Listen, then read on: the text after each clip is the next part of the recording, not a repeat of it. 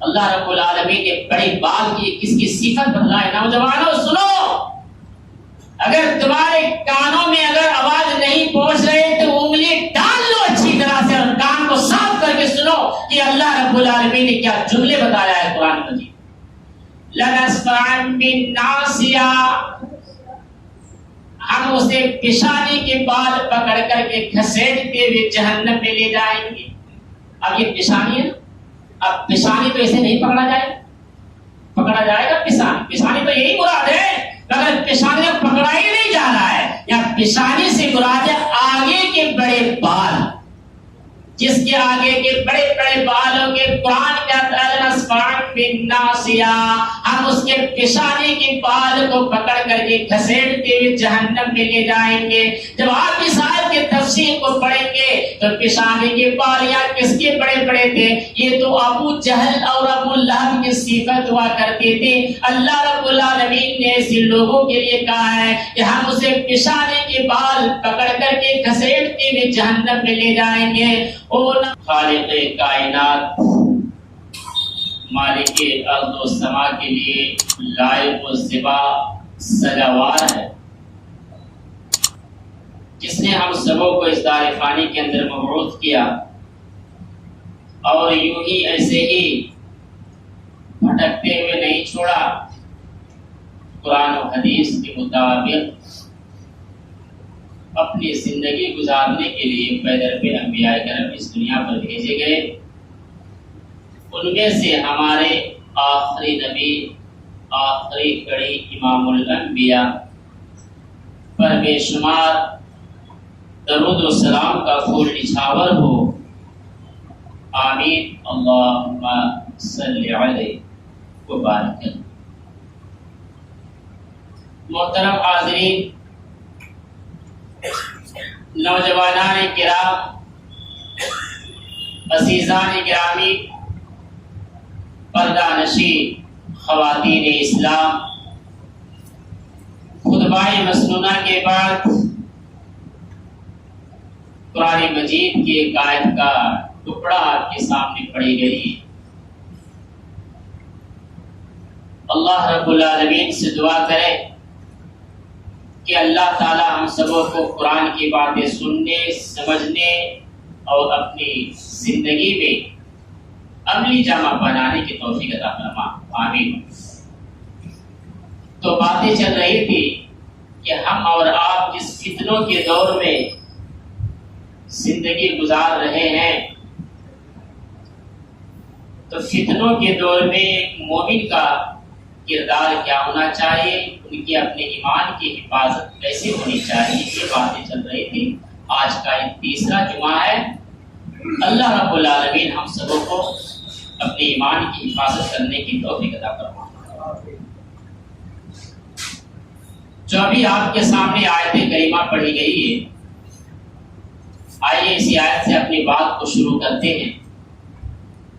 اللہ رب العالمین کا فرمان ہے أَفَحَسِبْتُمْ أَنَّمَا خَلَقْنَاكُمْ عَبَثًا وَأَنَّكُمْ إِلَيْنَا لَا تُرْجَعُونَ.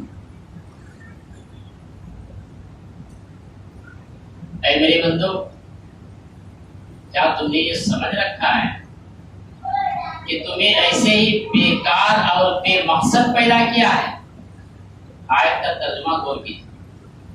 أَفَحَسِبْتُمْ أَنَّمَا خَلَقْنَاكُمْ، کیا تم نے یہ غور کر لیا ہے، سمجھ لیا ہے کہ تمہیں بیکار اور بے مقصد پیدا کیا ہے، تمہیں یوں ہی چھوڑ دیا جائے گا؟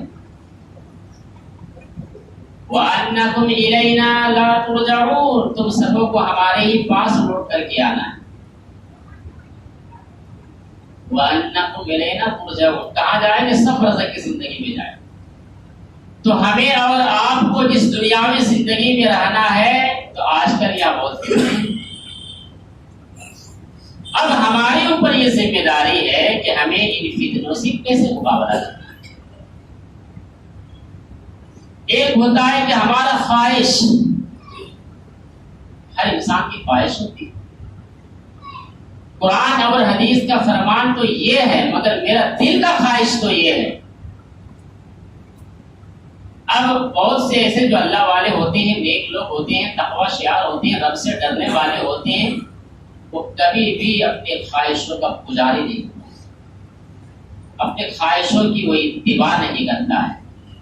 ایک مومن کی خواہش تو یہی ہوتی ہے کہ رب کیا چاہتا ہے، میرے نبی کا فرمان کیا ہے، بس اپنی زندگی انہی اللہ اور رسول کے حکم کے مطابق گزر جائے تو بس ہمارا دنیا کا بیڑا پار ہے اور اوپر زندگی کامیاب ہے۔ ایک مومن کی سوچ ہوا کرتی ہے، اور ایک مومن ان سارے فتنوں سے اپنے آپ کو بچنا بھی ان کے لیے رات دن اس کے بارے میں وہ غور و فکر کرتا ہے کیسے ان سے مقابلہ کیا جائے۔ آپ یوں سمجھ لو کہ اپنے پیر کو آپ جھاڑی دار جنگل میں جا رہے ہیں، چاروں طرف کانٹے ہی کانٹے ہیں، نکلنے کا راستہ نہیں ہے، تو آپ کیسے اس کانٹے سے پار کرو گے؟ جو تقوی شعار مومن ہوتا ہے، نیک لوگ ہوتا ہے، وہ اپنے کانٹوں سے بچنے کی کوشش کرتا ہے، ادھر ادھر پھرانتے ہوئے اچھلتے ہوئے ان کانٹوں سے نکل جاتا ہے۔ تو گویا کہ یہی وہ دور ہے، یہی وہ دنیا جو ہر طرف کانٹے ہی کانٹے ہیں، بس ہمیں اپنے دامن کو ان کانٹوں سے بچانا ہے، اور اس کانٹوں کو فتنوں سے مشابہت دی گئی۔ شراب کے فتنے لے لو، زنا کے فتنے لے لو، بے پردگی کے فتنے لے لو، عام ہی ہو چکی، لوگ اس کو بہت بڑا گناہ بھی نہیں سمجھتا ہے، لیکن اگر غور کیا جائے قرآن سے تو حقیقت میں یہ زنا بہت بڑی فتنہ ہے۔ اس امت کے لیے اس دور میں شریعت نے اسے ابھارا ہے، اگر تمہاری استطاعت ہے تو تم نکاح کر لو، لیکن استطاعت تو ہے صاحب، مگر ہماری سوچ تو یہ بنی ہے، ابھی ہم اپنے پیر میں تو کھڑے ہوئے نہیں، اب وہ جب پیر میں کھڑے ہوں گے تب وہ نکاح کریں گے، تب تک جو جوانی ان کی ہے وہ عیاشی اور فقر و فریب اور زنا خوری میں زندگی گزارتا ہے۔ یہ وہ دور ہے چل رہا ہے، نکاح کرنا آسان ہے، وہ نکاح نہیں کریں گے۔ جس کو شریعت نے سب سے زیادہ مشکل عملیت اور دردناک سزا سنایا ہے، آج لوگ اس میں مبتلا۔ آئیے سورۃ الاسراء کی وہ آیت دیکھتے ہیں، اللہ رب العالمین نے قرآن مجید کے اندر سورۃ الاسراء سورہ نمبر 17 آیت نمبر 32 میں کیا فرمایا؟ وَلَا تَقْرَبُوا الزِّنَا إِنَّهُ كَانَ فَاحِشَةً وَسَاءَ سَبِيلًا۔ اللہ رب العالمین نے کیا فرمایا؟ لا تقربوا الزنا، تم زنا کے قریب بھی مت جانا۔ آیت کے ترجمے پر ذرا غور کرو، یہاں یہ زنا کرنا تو دور کی بات، یہاں اللہ رب العالمین نے قریب جانے سے منع فرمایا ہے۔ یہ آیت اس بات کی دلیل ہے کہ اس روئے سرزمین پر یہ زنا تو سب سے بڑا فتنہ ہے، لیکن آج امت مسلمہ کا ایک بہت بڑا طبقہ زنے کے اندر بھی مبتلا نظر آتا ہے، جسے اللہ رب العالمین نے قریب جانے سے منع کیا ہے، روکا گیا ہے، اور یوں ہی کہہ دیا کہ اے میرے بھائیوں، یہ زنا جو ہے اب اتنا تو غور کر لو کہ یہ سب سے برا راستہ ہے، اور جو لوگ یہ غلط کام کرتے ہیں، جو قرآن اور حدیث کے دائرے پر عمل نہیں کرتے ہیں، جو اپنے پروردگار کے اس حکم کی وہ پابندی نہیں کرتے ہیں، عمل کرنے کی کوشش نہیں کرتے ہیں، اپنے پیروں تلے اس حکم کو رون دیتا ہے، ایسے لوگوں کے لیے سزا ہے، اور وہ سزا تو طے ہے، اور کل قیامت کے دن اللہ رب العالمین نے ایسے بلاತ್ಕಾರ کرنے والے، زنا کرنے والوں کے لیے زبردست سزا سنایا۔ کون سی سزا ہے وہ؟ آئیے وہ حدیث بھی سن لیتے۔ امام بخاری رحمۃ اللہ علیہ اس حدیث کو صحیح بخاری کتاب التفسیر کے اندر لاتے ہیں، حدیث نمبر بھی نوٹ کر لو، 7047 نمبر کی حدیث، 7047 نمبر کی حدیث ہے صحیح بخاری کتاب التفسیر۔ یہ حدیث آپ کو آج بھی مل جائے گی۔ اللہ کے نبی کا فرمان ہے، وَأَمَّا الرِّجَالُ وَالنِّسَاءُ الْعُرَاةُ الَّذِينَ فِي مِثْلِ بِنَاءِ التَّنُّورِ فَإِنَّهُمُ الزُّنَاةُ وَالزَّوَانِي۔ سبق مستمندر کھینچا، جو لوگ یہ غلط کام کرتے ہیں وہ غور کریں اور سنیں اس حدیث کو۔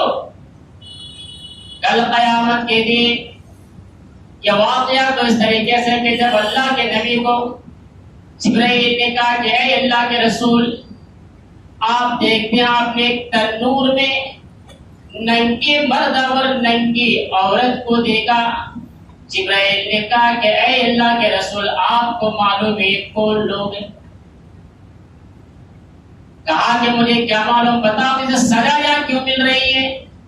کہا کہ اللہ کے رسول آپ جسے تنور میں دیکھ رہے ہیں ایک ننگی مرد اور ننگی عورت کو، اس کے نیچے میں آگ ہے اور اس کے اوپر تنور ہے، توا پکانے والا جس کو روٹی پکائی جاتی ہے تا، یعنی اسی طرح آپ سمجھ لو اسی طرح تنور ہے، اس کے اوپر ننگے مرد ہے اور ننگی عورت ہے، نیچے میں آگ بھڑک رہی اور وہ چیخ رہا ہے، چلا رہا ہے، کوئی اس کے پکار کو سننے والا نہیں ہے۔ اس کی چیخ اور پکار کو جب میرے نبی نے سنا، کہ یہ واقعہ اس وقت کا ہے کہ جب آپ کو معراج کرایا گیا تھا، تب کا واقعہ۔ جبریل امین نے کہا کہ اللہ کے رسول یہ دنیاوی زندگی میں زنا کیا کرتے تھے، بلاತ್ಕಾರ مرد اور عورت ہے جس کی سزا اللہ رب العالمین اسے یاد دے رہا ہے۔ تو میرے بھائیو یہی وہ آگ ہے، یہی وہ تنور ہے۔ اسی لیے اللہ کے نبی نے کہا کہ وَأَمَّا الرِّجَالُ وَالنِّسَاءُ الْعُرَاةُ الَّذِينَ فِي مِثْلِ بِنَاءِ التَّنُّورِ فَإِنَّهُمُ الزُّنَاةُ وَالزَّوَانِي، جو لوگ اللہ رب العالمین کے حکم کو توڑتا ہے اور جو لوگ اپنے وہ رب کے حکم کو توڑتے ہوئے دنیا کے سب سے غلط کام میں مبتلا ہو جاتا ہے، ایسے شخص کے لیے کل قیامت کے دن آگ کے تنور کے اوپر رکھا جائے گا اور اس کے نیچے آگ دھڑکائی جائے گی، دہکتی ہوئی انگار ہوگی۔ آپ جو آگ دنیا کی آگ سمجھ رہے ہو، یہ وہ آگ نہیں ہے، بلکہ دنیا کی آگ سے 70 گنا زیادہ جہنم کی آگ ہے۔ اگر آپ اس آگ کا احساس کرنا چاہتے ہیں اور غور و فکر کرنا چاہتے ہیں تو جاؤ اور چراغ جلا لو اور اپنے انگلی کو ذرا اس آگ میں داخل کر کے 60 سیکنڈ دیکھ لو۔ اگر تم 60 سیکنڈ بھی دنیا کی آگ کو برداشت کر لیتے ہو تو میرے بھائیوں یہ ایک معمولی آگ کی تپش ہے، اس سے بھی 70 گنا زیادہ اللہ رب العالمین نے جہنم کی آگ کو رکھا ہے۔ یہ خطرناک سزا ہے کہ امت کا ایک بہت بڑا فتنہ ہے زنا، اور ایک فتنہ ہے جو سب سے بڑا فتنہ ہے، اس سے بھی ہمیں اور آپ کو اپنے ایمان کی حفاظت ہے۔ اور یہ خاص کر کے میں اپنے نوجوان طبقے کے لوگوں سے کہنا چاہتا ہوں کہ تم اب یہاں غور کرو اچھی طرح سے۔ یہ فتنہ ہمارے نوجوانوں میں سب سے زیادہ پایا جاتا ہے۔ کون سی فتنہ؟ غیروں کی نقل کرنا، غیروں کی نقل۔ آج سب کے ہاتھ میں موبائل، بہت سے نوجوان ایسے ہوتے ہیں جو گانے کا عادی ہے، فلم کا عادی ہے، وہ دیکھتا ہے کہ ہیرو ہیروئن کیا پہن کے نکلتا ہے، وہی کپڑے آج مارکیٹ میں خریدا جاتا ہے۔ اور آپ تو بہتر جانتے ہو نا، دیکھو ایک جنس نکلا ہے، پھٹا ہوا جنس،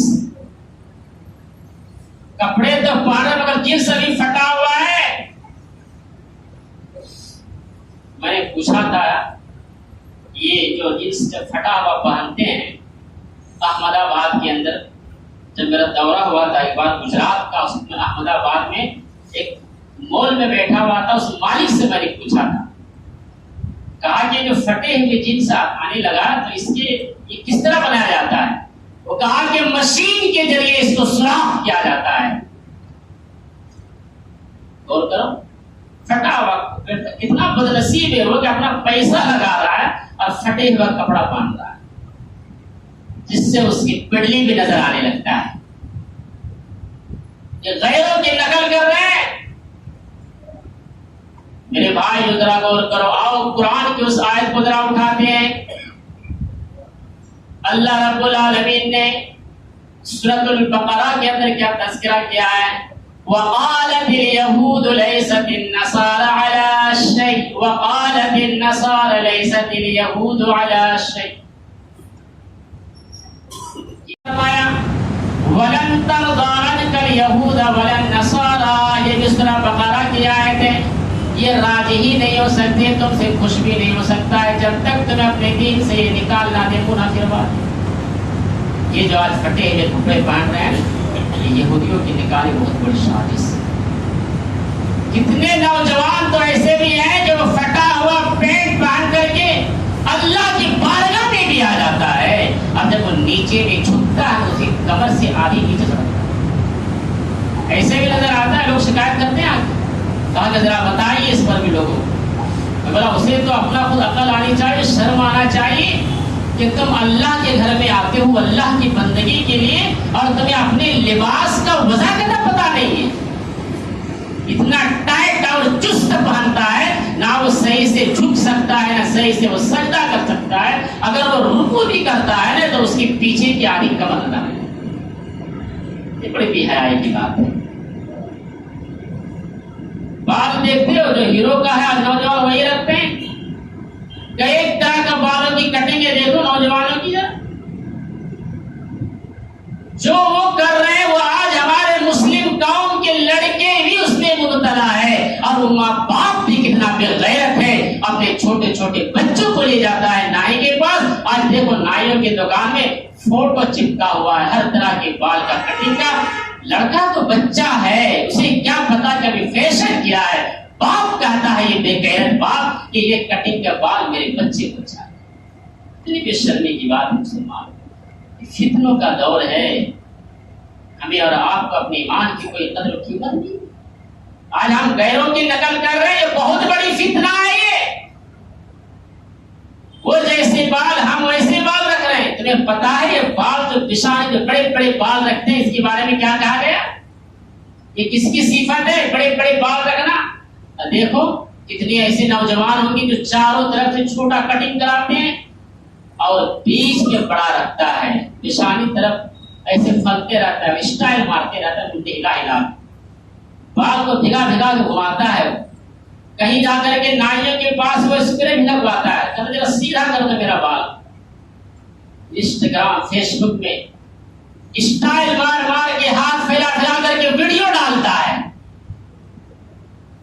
اور وہ اپنے آپ کو سمجھتا ہے کہ مجھے اتنا لائک ملا ہے، مجھے اتنا لوگ فالو کر رہے ہیں۔ اچھا گھروں کے نقل میں تم اتر رہے ہو، تمہیں جو شریعت تمہیں شریعت محبت نہیں ہے تو آپ وہ ایک حدیث ذرا سماعت کرو جو امام بخاری رحمۃ اللہ علیہ صحیح بخاری کے اس حدیث کو نقل کرتے ہیں۔ اس حدیث کو سننے سے پہلے قرآن کی ایک آیت سن لو۔ اللہ رب العالمین نے بڑے بال کی کس کی صفت بتلائے۔ نوجوانوں سنو، اگر تمہارے کانوں میں اگر آواز نہیں پہنچ رہے تو انگلی ڈال لو اچھی طرح سے اور کان کو صاف کر کے سنو کہ اللہ رب العالمین نے کیا جملے بتایا ہے قرآن مجید۔ لَنَسْفَعًا بِالنَّاصِيَةِ، ہم اسے پیشانی کے بال پکڑ کر کے گھسیٹتے ہوئے جہنم میں لے جائیں گے۔ اب یہ پیشانی ہے، اب پیشانی تو اسے نہیں پکڑا جائے، پکڑا جائے گا پیشانی، پیشانی تو یہی مراد ہے، مگر پیشانی سے پکڑا ہی نہیں جا رہا ہے۔ یا پیشانی سے مراد ہے آگے کے بڑے بال، جس کے آگے کے بڑے بڑے بالوں کے قرآن کہتا ہے نسفعًا بالناصیہ، ہم اس کے پیشانی کے بال کو پکڑ کر کے گھسیٹتے ہوئے جہنم میں لے جائیں گے۔ جب آپ اس آیت کے تفسیر کو پڑھیں گے تو پیشانی کے بال یا کس کے بڑے بڑے تھے؟ یہ تو ابو جہل اور ابو لہب کی صفت ہوا کرتے تھے۔ اللہ رب العالمین نے ایسے لوگوں کے لیے کہا ہے کہ ہم اسے پیشانی کے بال پکڑ کر کے گھسیٹتے ہوئے جہنم میں لے جائیں گے۔ او نوجوانوں جو مسلمان گھرانے میں پیدا ہوئے ہو، آج جو غیروں کی نقل کرتے ہو، آج ہیرو کے نقش قدم کو اپناتے ہو، آج تمہارے سر کے بال تم اس طرح رکھنا چاہتے ہو، آج اس طریقے کو اللہ نے نافذ کیا ہے جس طریقے کو میرے نبی نے بتلایا ہے، آج تمہیں اس طریقے سے کوئی محبت نہیں ہے، اور جو پیشانی کے اندر بڑے بڑے بال کو لگا کر کے گھومتا ہے، ایسے لوگوں کے بارے میں قرآن نے یہ وعید سنایا ہے نسفعًا بالناصیہ، ہم اسے پیشانی کے بال کو گھسیٹ کر کے جہنم میں لے جائیں گے۔ امام بخاری رحمت اللہ علیہ صحیح بخاری کے اندر ایک حدیث کو نقل کرتے ہیں لَتَتَّبِعُنَّ سُنَنَ مَنْ قَالَ قَبْلَكُمْ شِبْرًا بِشِبْرٍ وَذِرَاعًا بِذِرَاعٍ حَتَّى لَوْ دَخَلُوا جُحْرًا ذَبٍّ لَدَخَلْتُمُوهُ۔ تم میں سے بہت سے ایسے لوگ ہوں گے، اللہ کے نبی فرماتے ہیں لَتَتَّبِعُنَّ سُنَنَ مَنْ كَانَ قَبْلَكُمْ، تم میری امتوں میں سے بہت سے ایسے لوگ ہوں گے جو پہلے کے لوگوں کی طرف اتباع کریں گے، دوسروں کی نقل کریں گے، پہلے کے لوگوں کے طور و طریقے کو اپنائے گا۔ آپ نے قرآن کی آیت تو سنا، یہ بخاری کی حدیث پڑھ رہا ہوں، کیا کہا کہ لوگوں کی نقل کریں گے، شبرن بشبرن وذراعن بذراع، اگر وہ ایک بالشت آگے چلے گا تو تم بھی ایک بالشت آگے چلو گے، اگر وہ ایک ہاتھ آگے بڑھے گا تو تم بھی اس کے ساتھ، یعنی ایک ہاتھ تم بھی آگے بڑھو گے۔ لو دخلوا جہرن سبل دخلتم، اگر وہ کسی بل میں اگر گھستا ہوا چلا جائے گا تو تم بھی اس کے پیچھے پیچھے، یعنی بل میں گھستے ہوئے چلے جاؤ گے۔ وہ کے بھی صاحب سوال کرتے کہ اللہ کے رسول یہ کون لوگ ہوں گے جو ایک بارش سے چلے گا تو یہ لوگ بھی اس کے پیچھے پیچھے چلیں گے؟ کیا یہ یہود و نصارہ ہیں؟ یہ بخاری کی حدیث ہے، یہ ورڈ بھی موجود ہے۔ آپ نے کہا ہاں، تو پھر کون ہو سکتا ہے؟ اب مسلمانوں ذرا سوچو، جس دور میں ہم اور آپ سانس لے رہے ہیں یہ کتنی بڑی فتنہ ہے، کیا ہم غیروں کے نقل کر رہے ہیں؟ جو یہود و نصارہ کے صفت قرآن کی وہ آیت بھی رکھ لو، ابو جہل ابو لہب کے بارے میں کہا گیا ہے کہ پیشانی کے بڑے بڑے بال ہوں گے، اسے گھسیٹتے ہوئے جہنم میں داخل کیا جائے گا۔ اب جو لوگ بڑے بڑے رکھتے ہیں، کیا وہ نبی کی سنت کے دائرے کے مطابق رکھتے ہیں، یا ان کے فرمان پر عمل کرتے ہیں، یا پھر ان کا کہیں کنیکشن ابو جہل ابو لہب سے تو نہیں جڑا گیا؟ مطلب ترجمے سنایا آیت، اس کی تفسیر کی، میں آپ کو ابو جہل ابو لہب تھوڑے بنا دیا۔ اب جو رکھتے ہیں یہ صفت میں نے ان کی بتلائی، اب فیصلہ آپ کرو گے، بھول بھی نہیں کرے گا فیصلہ کہ آپ اب کن میں ہو، یہ فیصلہ آپ کو کرنی ہے۔ اگر آپ کو محبت ہے ابو جہل ابو لہب جس کے بارے میں تبت یدا ابی لہب و تب کی ہلاکت اور تباہی پر اللہ رب العالمین نے قرآن کی آیتیں نازل کی ہے، جو دشمنان اسلام سب سے خطرناک کافر تھے وہ، کیا آپ اس کے نقش قدم کو اپناؤ گے؟ کیا نوجوانوں تمہارا ایمان اتنی سستی ہے کیا؟ جس ایمان کے لیے حضرت بلال کی تاریخ کبھی دیکھ لو، عمار کی گھرانوں کی تاریخ کبھی مطالعہ کرو، اس کی ایمان کی پختگی کو لانا چاہتا ہو، اگر تم چاہتے ہو سمجھنے کے لیے تو اس کی بھی تاریخ اٹھا کے دیکھ لو۔ ایک عورت جس کا تاریخ اور حدیث کے اندر حضرت سمیہ رضی اللہ عنہا آتی ہے، اپنے ایمان اپنے جان گوانا گوارا کر لیتی ہے، مگر کبھی اپنے ایمان سے سمجھوتا نہیں کرتی ہے۔ یہی تو ہے کہ فتنوں کے دور میں مبتلا تھے وہ بھی، جو خطرناک اور ڈینجر فتنہ تھا، جسے پکڑ کر کے کہا جا رہا تھا اے سمیہ کوئی شرک نہیں ہے، کوئی کفر نہیں ہے، تم پر کوئی ظلم و زیادتی کے پہاڑ نہیں توڑا جائے گا، تمہیں آزاد کر دیا جائے گا، تمہارے پورے گھر والوں کو چھوڑ دیا جائے گا۔ مگر سمیہ نے ایک ایک کر کے جام شہادت کو پینا گوارا کر لیا موت کی، مگر اپنے ایمان سے سمجھوتا نہیں کیا۔ آج تو ہمارے اندر ایسی کوئی ظلم ستم نہیں ہے، آج تو اللہ کا بہت بڑا شکر ہے اگر رات کے سجدے میں اپنے پروردگار کی سجدہ ریز ہو کے اگر تم شکریہ ادا کرنا چاہو تب بھی کم پڑ جائے گا، کیونکہ ہم اور آپ جس دور میں سانس لے رہے ہیں یہاں تو وہ ظلم ستم کی پہاڑ نہیں ہے جس طرح بلال کے اوپر تھا کہ اسے مکے کی ریتی زمین پر لٹا دیا تھا اور بھاری چٹان رکھ دیا تھا اور ایک ہی جملے اپنے ایمان کو بچاؤ کے لیے کہہ رہا تھا احد اللہ ایک ہے، اللہ ایک ہے، اللہ ایک ہے۔ ارے مکے کے ظالموں تم مارتا مارتا تھک سکتا ہے، مگر میرے رب میرے بلال کی زبان تو رب کو یاد کرنے سے نہیں روک سکتا۔ آج ایسا کہاں ہے ہمارے پاس؟ تو ہمارے اوپر یہ ذمہ داری ہے کہ ہمیں اگر اس فتنوں میں سے بچنا ہے تو غیروں کی نقل کو ہمیں چھوڑنا پڑے گا۔ لیکن نہیں، بس مزہ آ رہا ہے، مزہ لو، یہ دنیا تمہیں مزہ لگ رہا ہے، لیکن جب مرو گے تو بس سزا بھی ملے گی، تمہارا ایمان برباد ہو رہا ہے۔ اگر تمہیں محبت ہی کرنا ہے، ایسی محبت تو نبی سے محبت کر لو، جو شفیع المجنبین ہے، ساقی کوثر ہے، جو امام اعظم جسے کہا گیا ہے، جو امتیوں کی شفاعت جس کے ہاتھوں میں تھاما گیا ہے، کیا اس سے بڑی شخصیت اس روئے سرزمین پر اور کوئی ہو سکتا ہے کیا اس سے بڑی معتبر شخصیت انسانوں میں کوئی ہو سکتا ہے نبی سے بڑھ کے؟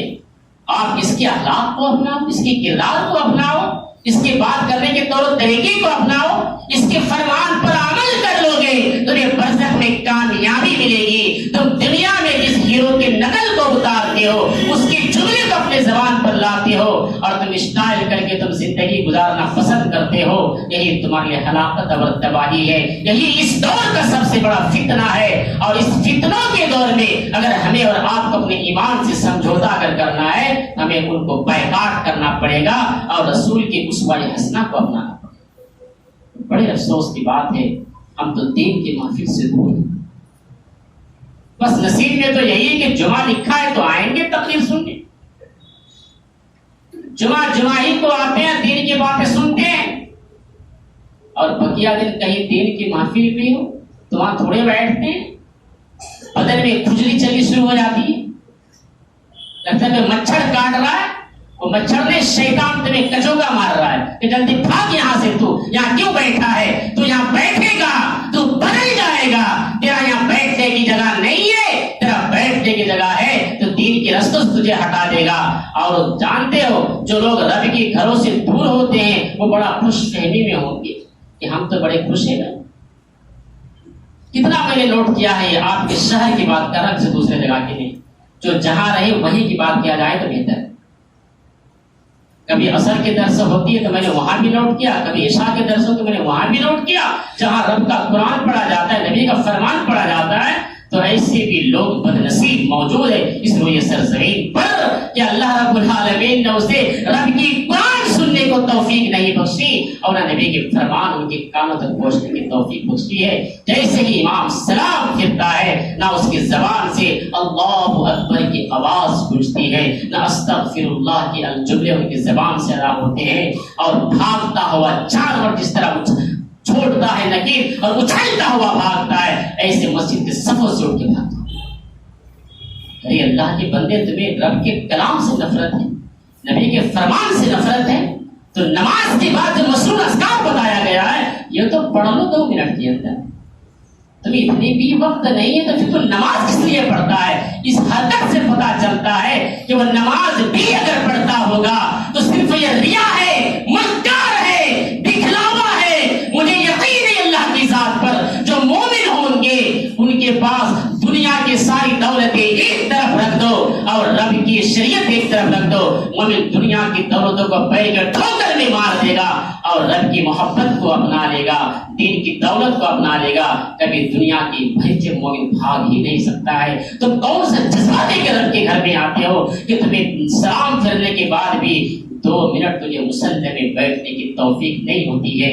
کیا تمہاری نماز میں وہ تاثیر نہیں ہے جو تمہیں اللہ کے گھر میں بیٹھ کر کے 2 یا 3 منٹ تمہیں اللہ کے ذکر کرنے دے؟ اس سے تو پتا چلتا ہے کہ تمہاری نماز کو تم جانچ کرو اپنے دل کے اندر، کہیں ہواؤں میں اور پانی میں تو نہیں پھر رہا ہے کہ تم لوگوں کو دکھانے کے لیے آتے ہو، مگر دل کی رضا سے اللہ کے خوش کرنے کے لیے تم رب کی بارگاہ میں نہیں حاضر ہوتی ہو۔ اگر تم اللہ کو خوش کرنے کے لیے دل کی رضا لے کر کے آتے، اس دور کا بڑا فتنہ یہ بھی ہے کہ ایک مومن نماز کے بعد اللہ کو پکارتا ہے، ذکر اذکار کرتا ہے، دنیا کی محبت کو ٹھوکر مار دیتا ہے۔ یہ ساری بات میں نے قرآن کے دلائل سے کی، اپنے طرف سے گڑھ کے نہیں کہا۔ مومن کی مثال ہے کیونکہ قرآن جواب دیتا ہے، ان الصلاۃ تنہی عن الفحشاء والمنکر۔ ایک مومن کی زبان میں کبھی جھوٹ آ نہیں سکتا۔ ہم یہ فتنوں کے دور میں ہم آپ سانس لے رہے ہیں، آج جائزہ لیجیے آپ، میں کھلا یہ بات کہتا ہوں، دیکھیے مشاہدہ کر کے معاشرہ میں ایک نمازی ہے، اللہ والا ہے، مگر وہ جھوٹ بھی بولتا ہے، ایک دوسرے کی غیبت بھی کرتا ہے، ایک دوسرے کی برائی بھی کرتا ہے، ایک دوسرے کے لعن و طعن میں مبتلا ہے۔ میری زبان کٹ کے گر سکتی ہے مگر میرے رب کا یہ فرمان ہے کہ وَلَا تَهِنُوا وَلَا تَحْزَنُوا وَأَنْتُمُ الْأَعْلَوْنَ إِن كُنتُم مُؤْمِنِينَ۔ مومن کبھی بھی اس روئے سرزمین پر غمگین نہیں ہو سکتا، پریشان نہیں ہو سکتا، مایوس نہیں ہو سکتا۔ کیوں؟ اس پر اللہ کی مدد آتی ہے، کیونکہ قرآن جواب دیتا ہے کہ ان الصلاۃ تنہی عن الفحشاء والمنکر۔ یہ ساری بدکاریاں اور بے حیائیاں اگر سب سے بڑے فتنوں سے اگر بچا سکتا ہے تو اس کا ایک ہی حل ہے، ایک ہی علاج ہے، وہ نماز ہے۔ کیونکہ اللہ نے اس نماز میں جو تاثیر رکھا ہے وہ کسی اور چیز میں نہیں رکھا۔ پتہ یہ چلا ہم نمازی تو ہیں مگر جھوٹ ضرور بولتے ہیں، ہم نمازی تو ہیں ایک دوسرے کی غیبت ضرور کرتے ہیں، ہم نمازی تو ہیں ایک دوسرے کی برائی ضرور کرتے ہیں، ہم نمازی تو ہیں اگر کرتے بھی نہیں تو برائی کے محفل میں ضرور بیٹھ کے اپنی کانوں میں اس دوسرے کی غیبت کو سنتے ہیں، اور سننے کے بعد ایک مومن یہ کبھی بھی برداشت نہیں کر سکتا کہ اس برائی کو اسی وقت اسے ختم کرے، اسے سمجھانے کی کوشش کرے۔ اگر وہ نہیں سمجھتا ہے تو چھوڑ دو ان کو اپنی حالت پر، تمہیں کوئی زور و زبردستی کرنے کے لیے نہیں کہا گیا ہے، کیونکہ قرآن جواب دیتا ہے لا اکراہ فی الدین قد تبین الرشد من الغی، دین کے اندر کوئی بھی زور و زبردستی نہیں۔ ہمارا کام ہے سمجھانا، ہم نے سمجھا دیا، اب عمل کریں نہ کریں یہ ان کی ذمہ داری ہے، ہمارا کام تھا پیغام پہنچانا، ہم نے پیغام پہنچا دیا۔ تو میرے بھائیو اس دور میں امت کا یہ بڑا فتنہ ہے کہ آج شیطان اس قدر حاوی کر کے ہے کہ اس کی دین کی محفل میں بیٹھنے سے روک رہا ہے۔ جانتا ہے شیطانی مردود کہ اگر دین کی باتیں سنے گا تو یہ ضرور بدل جائے گا، نہ اسے بیٹھنے دوں گا سکون سے، نہ اسے بہکاؤں گا، میں بہکاتا رہوں گا۔ ابھی آج جو یہاں سکون سے اتنے لوگ بیٹھے ہیں اور سن رہے ہیں، ابھی پوچھو ایک ایک کر کے بتائیں گے آج جمعہ کا دن، اگر جمعہ نہیں آئیں گے صاحب تو پھر میں کائے کو مسلمان، یہی جواب دیں گے۔ اسے پوچھو کہ تم نے 7 دنوں میں کبھی بھی جو اللہ رب العالمین نے فرض کیا ہے 5 وقت کی نمازیں یہ ادا کی ہے کیا؟ کتنے لوگ ایسے نظر آئیں گے جو صرف وہ جمعہ ہی پڑھتا ہے اور بقیہ نماز ہواؤں میں چھوڑ دیتے۔ مسلمان تو چہرے سے لگتے ہیں، کیوں؟ ہم نے ٹوپی جو لگا لی، ٹوپی لگا لگا کے گھومتے ہیں، دیکھنے میں آتا ہے کہ ہاں یار یہ تو مسلمان ہے، مگر کعبے کے رب کی قسم یہ بات میں دعوے اور سچائی کے ساتھ ڈنڈے کی چوٹ میں بیان کرتا ہوں، کتنے ٹوپی والے بھی ایسے ہیں جو ایک وقت نماز نہیں۔ یہ توہین ہے ٹوپیوں کی، انہوں نے جنازہ نکال کے رکھا ہے مسلمانوں کو، صرف دکھلاتا ہے لوگوں کو۔ ارے اللہ کے بندے کچھ تو شرم کھاؤ، اس دین شریف کو تم نے کیا مذاق بنا کے رکھا ہے کیا؟ تاکہ لوگ مجھے سمجھے یہ اللہ والا ہے۔ ٹوپی لگا لگا کے اپنے دکانوں پہ بیٹھے ہوتے ہیں، مگر اذان ہو رہی مؤذن کی اللہ اکبر اللہ اکبر، ان کے کانوں میں پہنچ رہی آواز اذان کی۔ کتنی بڑی فتنہ ہے اس دور میں، یہ مال جو نبی نے کہا تھا اذان کی آواز تو پہنچتی ہے کان میں، مگر یہ گراہک کو مال دینے میں لگا ہوا ہے، دکانداری میں مبتلا ہے، اسے توفیق نہیں ہوتی ہے کہ یہاں سب سے بڑے کی آواز آ رہی ہے جو روئے سرزمین اور کائنات کو بنانے والا ہے، اس کی ندا اللہ اکبر اللہ اکبر کی آواز ہمارے کانوں میں پہنچ رہی ہے۔ اس بڑے کی طرف بھی آگے بڑھنے کے لیے تیار نہیں ہوتی ہے۔ اگر اس بڑے کی طرف آگے بڑھنے میں کسی چیز نے اگر روک کے رکھا ہے تو وہ فتنہ ہے صرف دنیا کی مال۔ جو میں نے دوسرے دفعہ میں بیان کیا تھا یہ حدیث کی دنیا کی مال یہ سب سے بڑی فتنہ ہے امت کے لیے، اس لیے میں آج وہ حدیث نہیں بیان کر رہا ہوں۔ اگر آپ کو سننا ہے کہ فتنہ کیسی ہے مال، تو آپ پچھلا جمعہ جو گزر گیا ہے وہ میرا بیان یوٹیوب میں سن لیجیے گا، وہ حدیث آپ کو وہاں مل جائے۔